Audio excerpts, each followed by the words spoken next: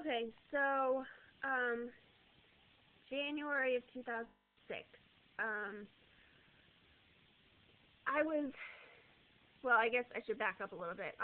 In December of 2005, on the 23rd, the night of the 23rd to the 24th, I had a sleep study done, which my then primary care doctor, who is no longer my primary care doctor for reasons that I'll talk about in a minute, um, she, I was having trouble sleeping and everything, which is just a symptom for me, but she wanted me to have a sleep study done to rule out, other stuff going on, which I thought at the time was reasonable.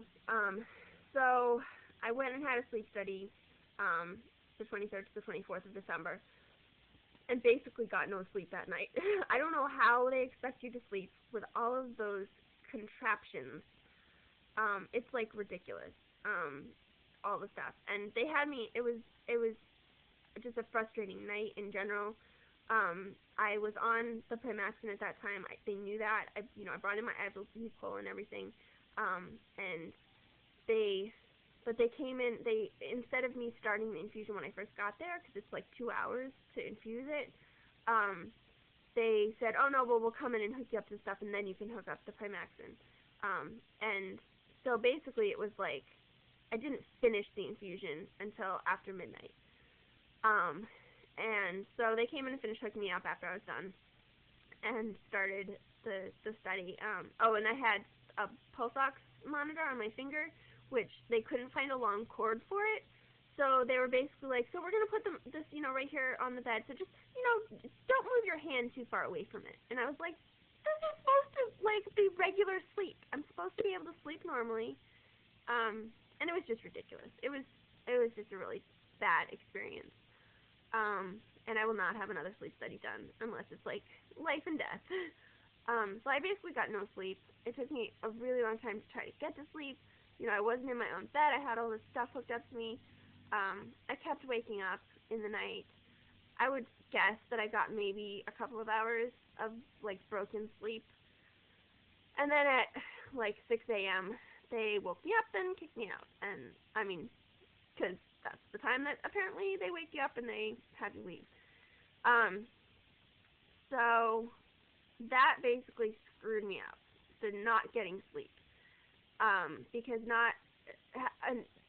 having a night where I don't get sleep, just messes up everything else. It screws up my whole system, my whole body. So I kind of attribute the crash that happened in January, at least in part, to that. So, made it through Christmas, made it through New Year's, and then shortly after New Year's, I started having trouble eating. Basically, I would get really, really nauseous and have a lot of pain, get really bloated, and just not feeling well at all when I would try to eat. So I basically my food intake went down to I was able to eat oyster crackers and saltines, and all this is in limited amounts, very limited amounts. Oyster crackers and saltines, Jell-O, baby food, popsicles, and broth was what I was able to eat.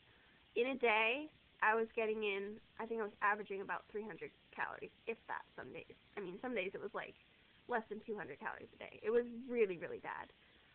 And my Lyme doctor in New York was very concerned, but didn't really know what he could do. I stopped the Primaxin because I couldn't at the same time my whole immune system crashed. My white cells went down really low.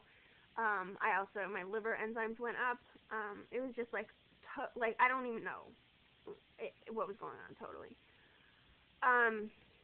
So my Lyme doctor wasn't really sure what he could do. Just stopped the Primaxin, and we were trying to get my body back to a state where I could tolerate treatment again. My primary care doctor at the time basically said that she thought that I was anorexic and bulimic, so I fired her because I thought that we had a relationship that was good enough so that I wouldn't be have that kind of reaction to what was definitely not that kind of a situation.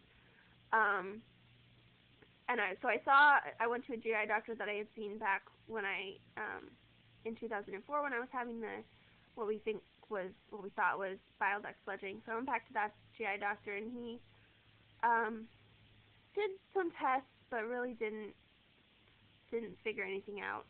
At that point, I basically figured out for myself that I had gastroparesis, which is basically when your stomach is paralyzed, or it's also slow stomach emptying. I pushed to have an emptying study done, which wasn't done really correctly, and was reported as normal. So eventually I found another GI doctor who specializes in motility disorders, which gastroparesis is a motility disorder. So he did another stomach emptying scan. This is in Boston, which showed severely delayed stomach emptying. So I was diagnosed with gastroparesis, started on medication for that, and was slowly able to start eating again. Gained back the weight that I had lost, and then some, because my body was just it was basically starved. So it was holding on to everything that I was putting into it, and wanted to make sure that it had more of a buffer to deal with situations like that. This was in May of 2006 that I had that diagnosis. Eventually, that, I don't remember if it was that summer or that fall, I was able to go back on IV Primaxin, because my body was built up enough. I think it was that fall. It was built back up to the point where I could handle it. And at that point, I went back to the Lyme doctor near Boston to see if she would be willing to be my primary care doctor, as well as maybe, helping with Lyme treatment and stuff, and she agreed. So I started seeing her as my primary care doctor, had the doctor in upstate New York for Lyme stuff specifically, had the GI doctor in Boston, and for the first time I felt like I had a really good team of doctors. So I went back on the Primaxin. Again, it helped me a lot. This was the fall of 2006 into 2007. Then I had to stop the Primaxin. I don't remember why, but I had to stop it for some reason. And then we tried just stopping treatment for the summer of 2007. I think I had also, before we stopped treatment, I was also pulsing in IV Flagyl, doing that 1 week a month. So I took most of the summer off, and we were basically biding our time till the summer was over and I could start on IV doxycycline. So the fall of 2007, I started on that, and I was still pulsing in the Flagyl, and the doxy seemed to keep me pretty stable.